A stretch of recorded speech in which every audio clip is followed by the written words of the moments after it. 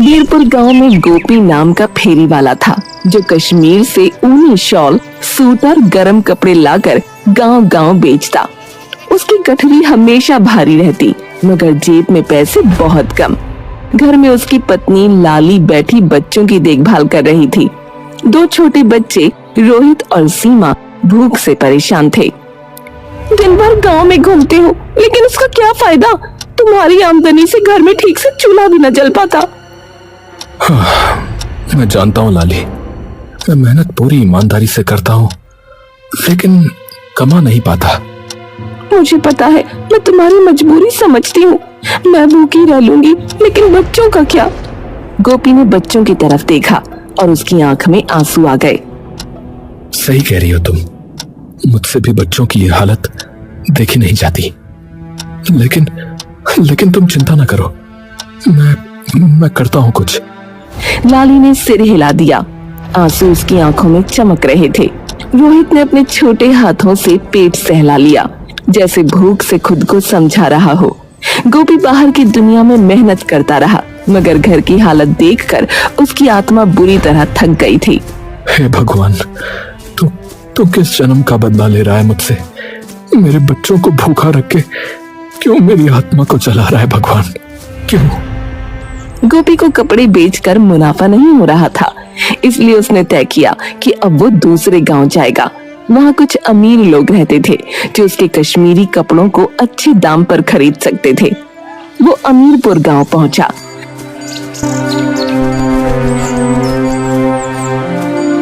कपड़े ले लो, कपड़े, सर्दियों के दिनों के गरम कपड़े ले लो। आवाज लगाते लगाते वो थककर एक पेड़ के पास बैठ गया। यहाँ वहाँ देखने लगा, तभी वहाँ एक आदमी आता है।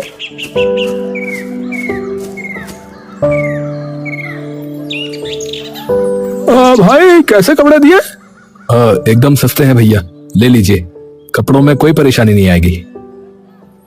आदमी ने कपड़े देखे और उसे खरीद कर चला गया। धीरे धीरे गोपी के कपड़े बिकने लगे। वो सबसे प्यार से पेश आता और कपड़े बेचता। अब उसके घर की हालत थोड़ी थोड़ी ठीक होने लगी। लाली ये लो आज की कमाई। अरे वाह, आज तो अच्छी आमदनी हुई है। हाँ लाली, अब से मेरे बच्चे भूखे नहीं सोएंगे और भगवान ने चाहा तो तुम्हारा इलाज भी हो जाएगा। भगवान का लाख लाख शुक्र है। गोपी और लाली खुश थे। उसकी ईमानदारी से गांव भर में उसकी पहचान बन गई। लेकिन राजू और हरिया जो कपड़े बेचते थे अब नुकसान में थे। राजू लालची था जबकि हरिया भोला भाला। ए हरिया सुन, जब से ये आया है तभी से हमारा धंधा पूरा चौपट हो गया नहीं? अरे भाई, तो वो अपनी मेहनत से कमा रहा है, तुम भी कमाओ, किसने रोका है? दिन ब दिन राजू और हरिया की कमाई घटती जा रही थी और गोपी की बढ़ती।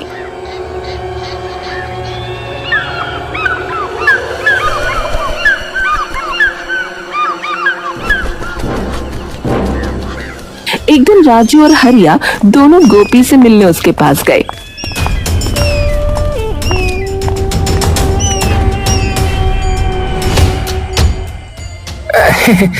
भाई, इस गांव में नए लगते हो, कौन से गांव के हो? जी भाई, पास के ही गांव बीरपुर का रहने वाला हूँ भैया। बढ़िया है भाई, और बताओ कैसा चल रहा है धंधा है?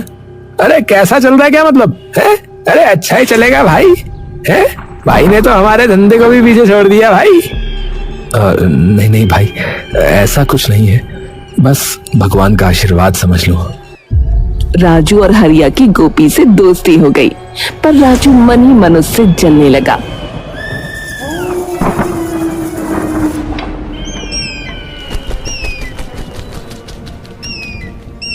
एक दिन गोपी गांव पहुंचा तो सुना कि वहां चोरी हुई है। अरे हरिया भाई, सुना है कि गांव में चोरी हुई है? हाँ गोपी भाई, सोने के गहने चोरी हुए हैं, सोने के गहने। हाँ गोपी, वैसे इससे पहले इस गांव में कभी ऐसे चोरी नहीं हुई, तुम्हारे आने के बाद ही यहाँ चोरी हुई है ये। इतना बोल राजू वहां से चला गया। राजू की बातें सुन गोपी थोड़ा अवाक रह गया, लेकिन कुछ बोला नहीं, बस सोचने लगा। तभी हरिया बोला, अरे गोपी, राजू की बात का बुरा मत मानना, वो तो बस ऐसे ही मजाक कर रहा है।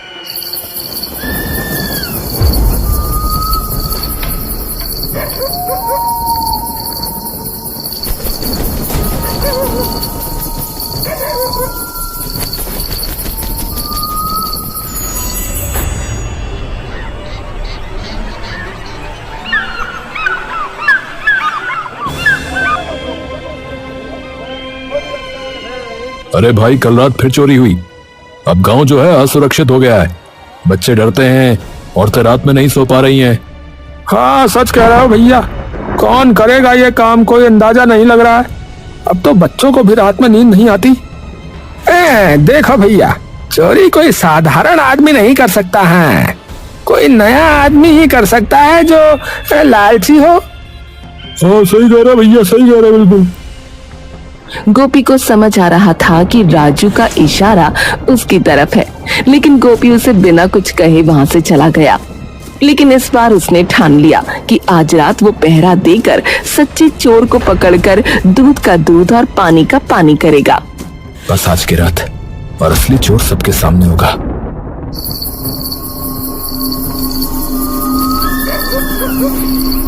उस रात गोपी घर न जाकर झाड़ियों में छिपा रहा। उसने एक नकाबपोश को गांव की ओर आते देखा। उसने उसका पीछा किया, लेकिन वो अचानक गायब हो गया। तभी पीछे से आवाज आई, चोर चोर चोर, अरे पकड़ो पकड़ो, अरे पकड़ो भैया। गोपी ने पीछे मुड़कर देखा तो कुछ गांव के लोग और राजू चिल्लाते हुए उसके पास आ गए।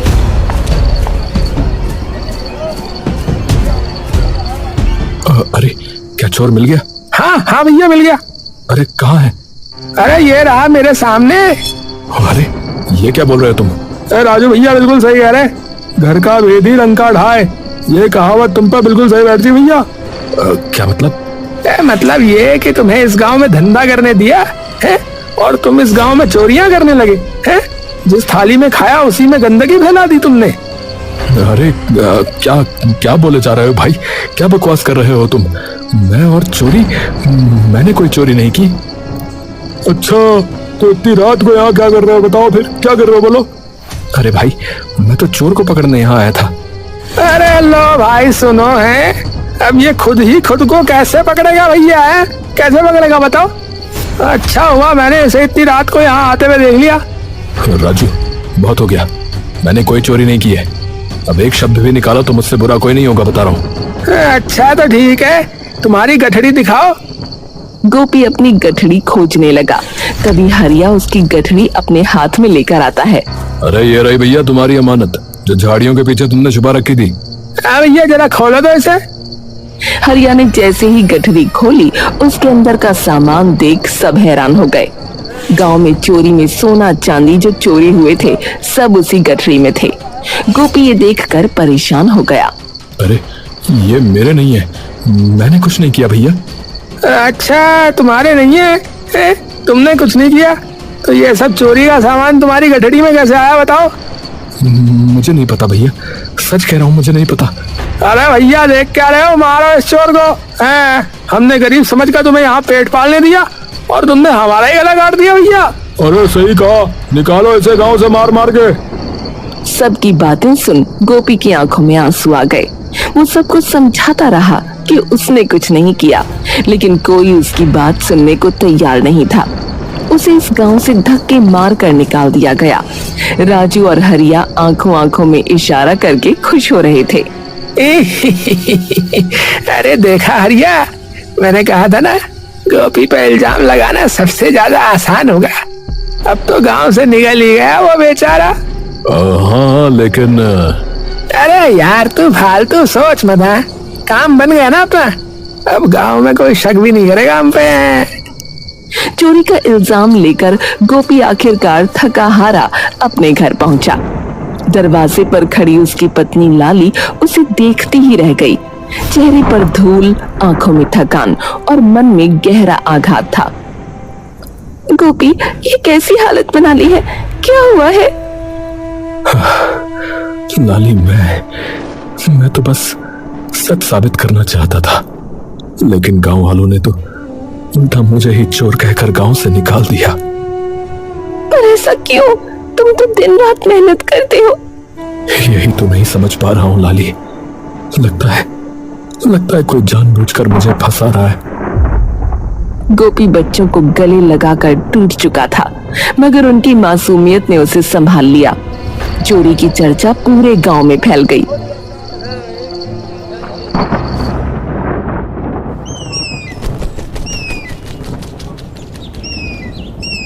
अगले दिन हरिया ने भूखे रोते गोपी के बेटे को स्कूल जाते देखा, जिसे राह में गांव वाले ताने मार रहे थे।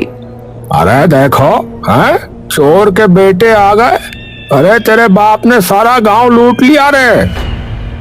मेरे पापा ने कुछ नहीं किया, वो अच्छे इंसान है, वो चोर नहीं है। ये सुनकर हरिया का मन टूट गया। उसने तुरंत तय किया कि अब और झूठ नहीं छिपाएगा।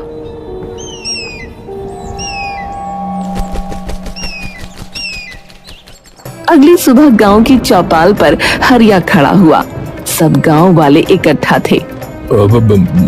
भाइयों, मैं एक सच बताना चाहता हूँ। गोपी चोर नहीं है। अरे गोपी चोर नहीं है? क्या गोपी चोर नहीं है? क्या कहा? गोपी चोर नहीं है? तो भैया फिर चोरी कौन कर रहा था भैया? असली चोर राजू है। उसने मुझे लालच देकर झूठ बोलने पर मजबूर भी किया भैया।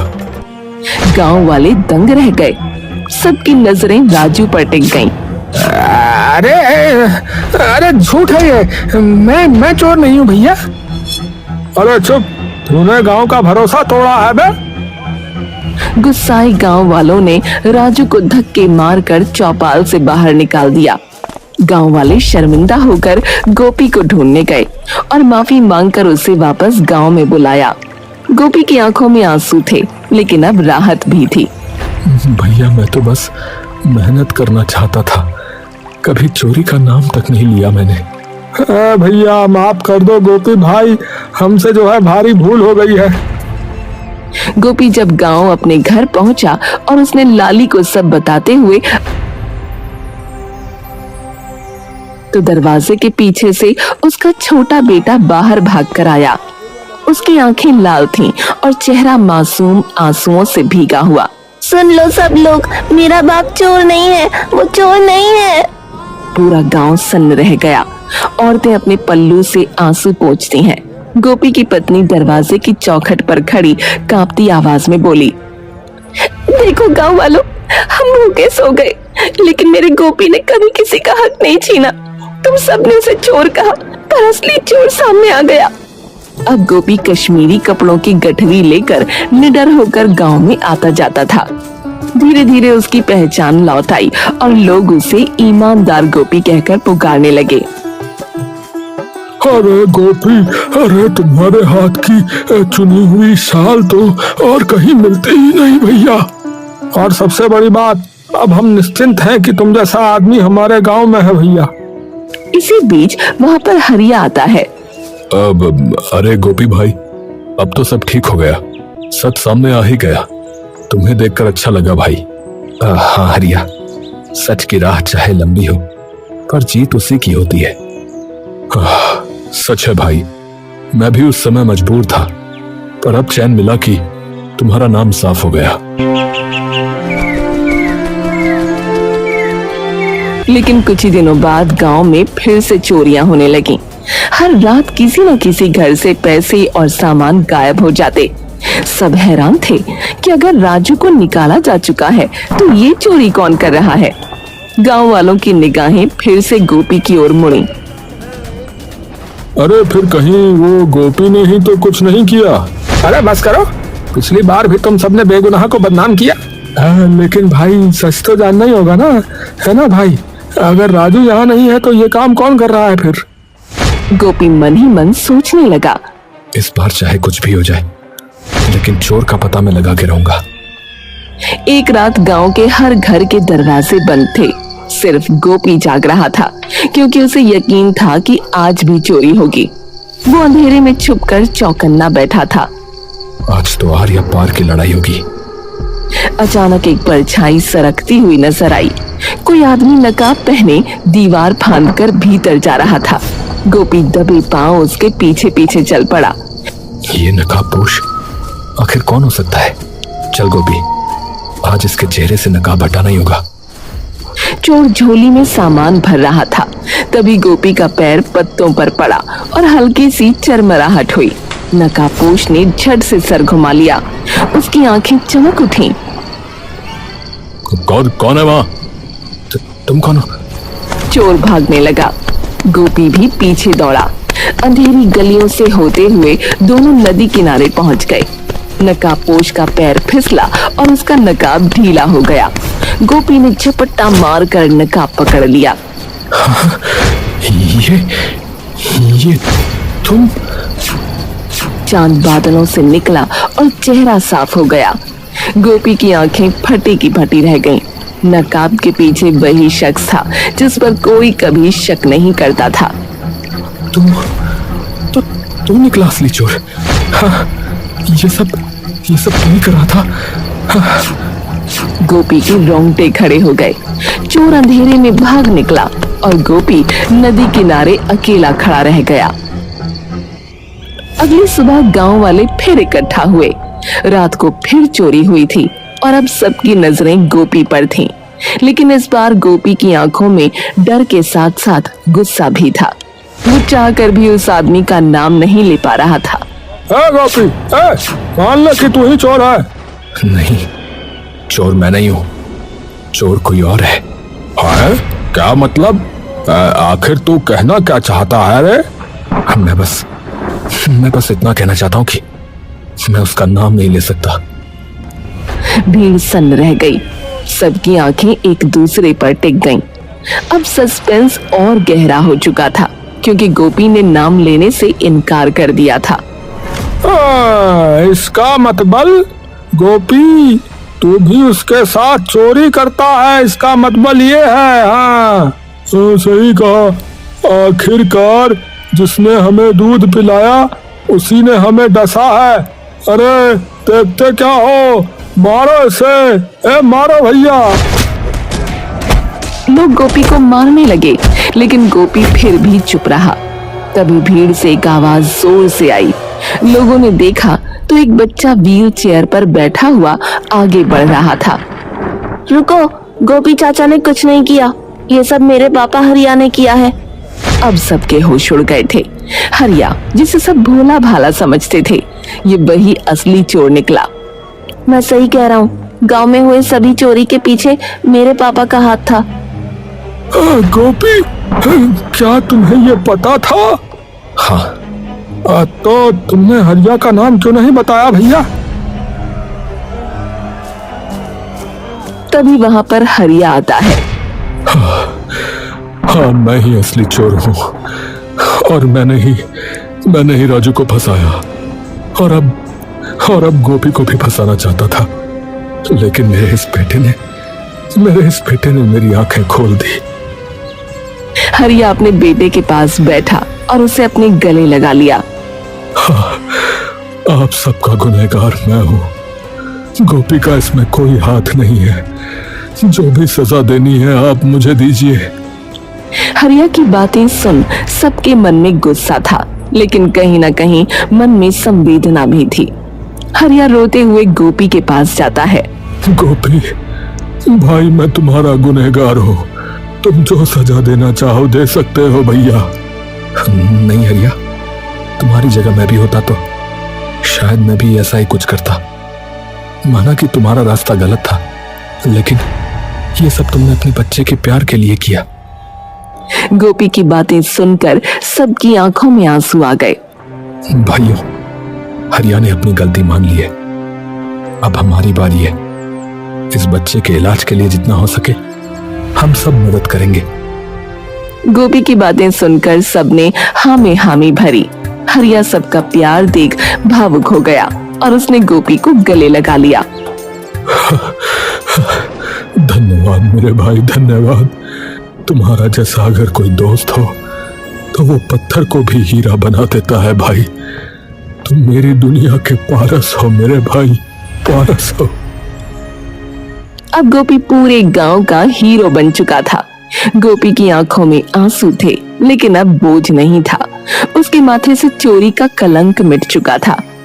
सारे गांव वालों ने मिलकर चंदा इकट्ठा करके हरिया के बेटे का इलाज शुरू करवा दिया। इसीलिए कहा जाता है, गांव देहात में आज भी एकता की कई मिसालें देखने को मिल जाती हैं। प्यार, भाव और मिलनसार जीवन हमें गांव से सीखना चाहिए।